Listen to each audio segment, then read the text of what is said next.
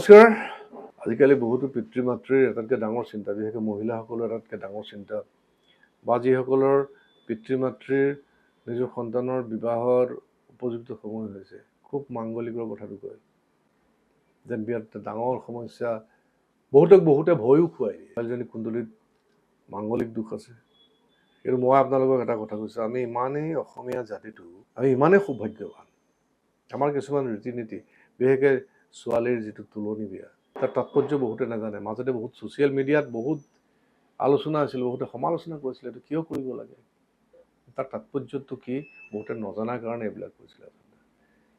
প্ৰাগজ্যোতিষপুৰ অসমৰ আগৰ নাম আছিল, য'ত জ্যোতিষৰ চৰ্চা হৈছিল। কিমান বৈজ্ঞানিক দৃষ্টিভংগীৰে এষ্ট্ৰলজিৰ ইয়াত ৰিচাৰ্চ হৈছিল, নৱগ্ৰহত গ'লে গম পাব।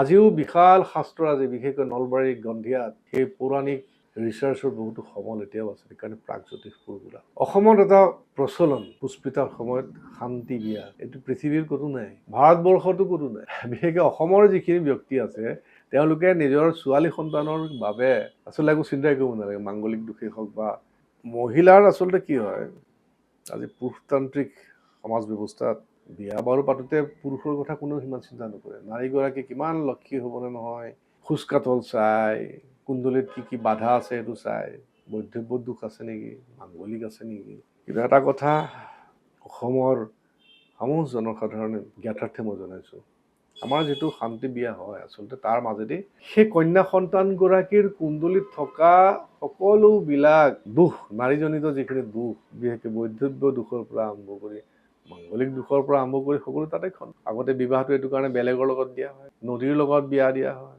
কলগছৰ লগত বিয়া হয়। তাৰ মাজতে বিশ্বাস কৰা হয় যে কিবা যদি অনিষ্ট হয়, সেই আগতে বিয়া দিয়া সকলৰ লগতে অনিষ্ট হওক, সেইখিনি অনিষ্ট, সেইখিনি দুখ খণ্ডন হৈ যোৱাৰ পিছত মুক্ত হয়।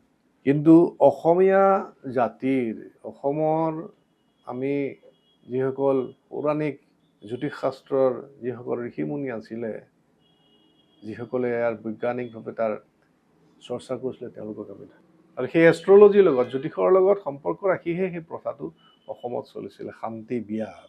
তাৰ মাজেদি এখন বিয়া, প্ৰথম বিয়াখন হেৰি কৰা, তাৰ মাজেদি যদি সেই কুণ্ডলীত কিবা বৈধব্য দুখ আছিলে সেয়াও খণ্ডন হ'ল, মাংগলিক যদি দুখ আছিলে সেয়াও খণ্ডন হ'ল। ইয়াৰ কাৰণে সিমান চিন্তা কৰিবলৈ কোনো কথা নাই, যিহেতু মংগলৰ প্ৰভাৱৰ ওপৰত নিৰ্ভৰ কৰিহে হয়।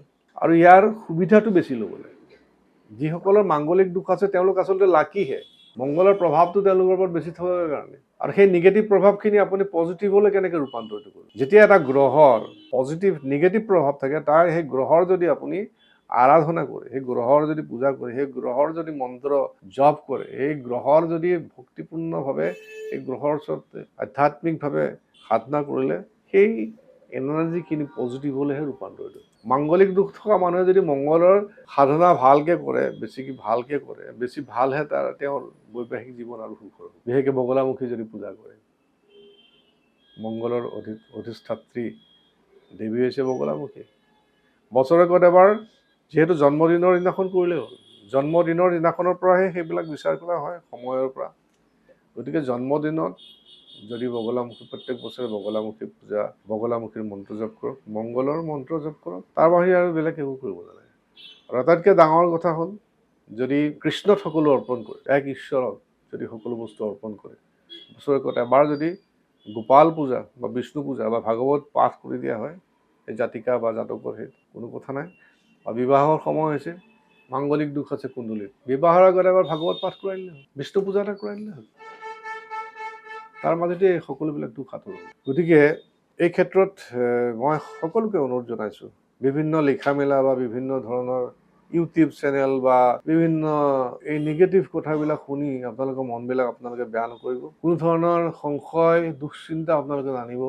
মাংগলিক দুখ মানে আপোনাৰ ভাল, মাংগলৰ প্ৰভাৱ আপোনাৰ বেছিকৈ আছে, কুপ্ৰভাৱটো আপুনি সুপ্ৰভাৱলৈ আপুনি কনভাৰ্ট কৰক, নিগেটিভ এনাৰ্জিক আপুনি পজিটিভ এনাৰ্জি। কথাটো এনেকুৱা, ছাপ'জ এইটো পোহৰ আহিছে, এটা পোহৰ এটা আপোনাৰ ফালে আহিছে, বেছি পোহৰটো আপুনি ৰঙা পোহৰ আহিছে, আপোনাৰ ভাল লগা নাই, বা পোহৰটো আপুনি কনভাৰ্ট কৰিব বিচাৰিছে, যদি ৰঙা এখন দি দিয়ে ৰঙাৰ মাজেদি আহিব।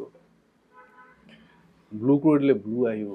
গতিকে প্ৰত্যেক গ্ৰহৰ কুপ্ৰভাৱক আপুনি পজিটিভলৈ কনভাৰ্ট কৰাৰ বিভিন্ন উপায় আছে, তাৰ ভিতৰত এটা ক'লোঁ আৰু বিভিন্ন উপায় আছে।